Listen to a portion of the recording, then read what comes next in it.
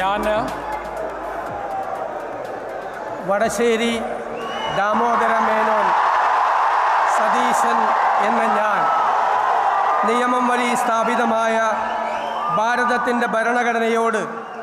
നിർവ്യാജമായ വിശ്വസ്തതയും കൂറും പുലർത്തുമെന്നും ഞാൻ ഭാരതത്തിൻ്റെ പരമാധികാരവും അഖണ്ഡതയും നിലനിർത്തുമെന്നും ഞാൻ കേരള സംസ്ഥാനത്തെ മുഖ്യമന്ത്രി എന്ന നിലയിലുള്ള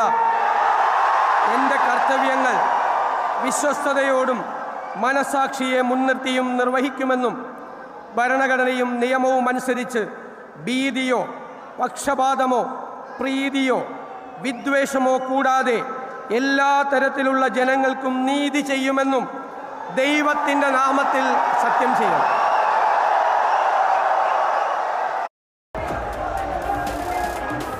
ഞാൻ